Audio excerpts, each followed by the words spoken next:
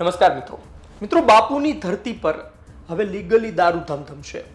ભારતીય જનતા પાર્ટીના નેતાઓને શું બખ્ખા છે, ખુશીના સમાચાર છે, રૂપિયા કમાવાનો અવસર છે અને અન્ય હોટલો જી હજૂરી કરશે અલગ।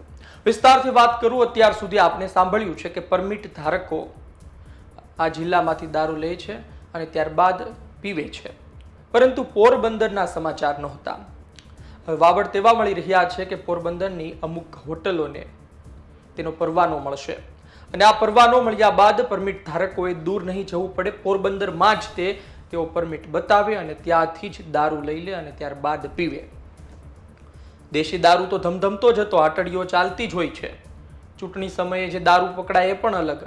આ વાત છે કાયદેસર દારૂની, જે અન્ય જિલ્લાઓમાં થતું હોય છે।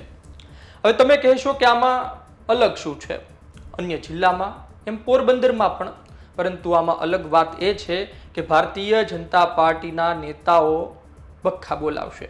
ભારતીય જનતા પાર્ટીના નેતાઓ માટે ખુશીના સમાચાર, કારણ કે જેમને પરવાનગી મળી રહી છે હોટલો પાછળ પણ ભાગીદારી ભાજપના નેતાઓની સામે આવી રહી છે। એ પછી પોરબંદર જિલ્લાના ભારતીય જનતા પાર્ટીના પૂર્વ પ્રમુખ હોય, પૂર્વ મંત્રી હોય અને આ સાથે જ પોરબંદર નગરપાલિકાના પૂર્વ પ્રમુખ ભલે હોય, એમની ભાગીદારીથી હોટલ ચાલતી હોય, તેમના આશીર્વાદ હોય તો તેમને પરવાનગી મળી જશે અને પાછી બીજી હોટલોએ જો પરવાનગી જોતી હોય તો જી હજૂરી પણ કરવી પડશે। બીજી વાત એ છે કે ગાંધી મૂલ્યોનું શું, સાંસ્કૃતિક વિરાસતનું શું, પોરબંદરની ગરિમાનું શું? નેતાઓ ચૂંટણી સમયે બાપુને ત્યાં માથું ટેકવા જાય છે, પરંતુ આ સમયે શું તેઓ બોલશે? સવાલ જ થાય છે કે અત્યાર સુધી નહીં તો હવે કેમ, એટલે કે અત્યાર સુધી પોરબંદરને બાકાત રાખવામાં આવ્યું તો હવે કેમ નહીં, ને ભાજપના મનમાં શું છે, સરકારના મનમાં શું છે, શું વિચારીને તેઓ આગળ વધી રહ્યા છે? કદાચ તેઓ વિચારતા હશે કે ગાંધી બાપુ પોરબંદરના થોડા છે, ગાંધી બાપુ તો આખા દેશના છે અને આ જ કારણોસર અલગ અલગ દેશોમાં જ્યાં કોઈની પણ પ્રતિમા ના હોય ત્યાં ગાંધી બાપુની પ્રતિમા હોય છે, તો ગાંધી બાપુ તો આખા દેશના છે ને આખા દેશમાં બધે દારૂ મળે છે, તો પછી પોરબંદરમાં કેમ નહીં? અને પછી દેશી દારૂ તો મળે જ છે, અંગ્રેજી દારૂ તો બહારથી લાવીને વેચે જ છે, તો પછી પરમિટ ધારકો ગેરકાયદેસર આવતો દારૂ ખરીદે એની કરતાં આપણે કાયદેસર દારૂ વેચવા મળો, આવું કદાચ તેઓ વિચારતા હોઈ શકે છે। પણ ભારતીય જનતા પાર્ટીના નેતાઓ માટે ખુશીના સમાચાર છે અને બીજી વાત એ પણ છે કે ખૂબ જ ચતુરાઈથી આ પાર પાડવામાં આવ્યું છે। નવા નાણાકીય વર્ષ મુજબ શરૂ પણ થઈ જશે, હજી બીજી હોટલો સામે આવશે અલગ। પહેલા અમદાવાદની ગિફ્ટ સિટી હતી અને આ ગિફ્ટ સિટીના સમાચાર સામે આવ્યા ત્યારે પણ ગાંધી મૂલ્યોમાં જે માને છે તેઓએ કહ્યું હતું કે આ ન હોવું જોઈએ, પરંતુ લોકો પછી કહે છે કે પછી ગાંધીજીની વાત સાચી, પરંતુ હવે લોકો જ પીવા ઈચ્છે છે તો આપણે શું કરીએ? અને પરમિટ ધારકો જેની પાસે પરમિટ હોય એમને દેવાનો છે, તો ધીમે ધીમે પરમિટ ધારકો પણ વધી રહ્યા છે।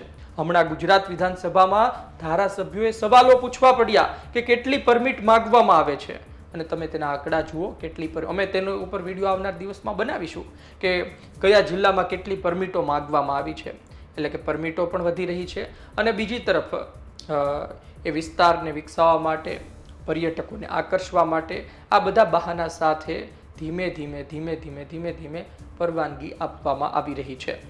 એક સમયે લોકો એ પણ ચર્ચા કરે છે કે આ દેશી કેમિકલ વાળો દારૂ પીને લોકો મરી રહ્યા છે, એની જગ્યાએ છૂટ આપી દો, પણ વાત તો એ છે કે દેશી દારૂ પણ ના મળવો જોઈએ। એ એટલા માટે મળે છે કારણ કે એ વિસ્તારમાં પોલીસ અધિકારીઓના તેમના પર આશીર્વાદ હોય છે, નેતાઓના તેમના પર આશીર્વાદ હોય છે, અથવા તો એમને ખબર જ નથી, એ પોલીસ એ નેતાઓ કે જેમની પાસે મોટા મોટા હ્યુમન સોર્સિસ હોય, મોટા મોટા સર્વે સામે આવતા હોય ને કહેતા હોય કે એમના વિસ્તારમાં શું ચાલી રહ્યું છે, ક્યાં શું થઈ રહ્યું છે, આઈબીના રિપોર્ટ હોય, પણ દારૂના અડ્ડાની ના ખબર હોય તેવું તો ના બને।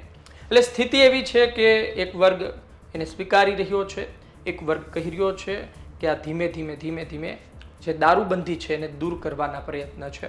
આપનું શું માનવું છે? કોમેન્ટ બોક્સમાં લખજો, આપ શું વિચારો છો?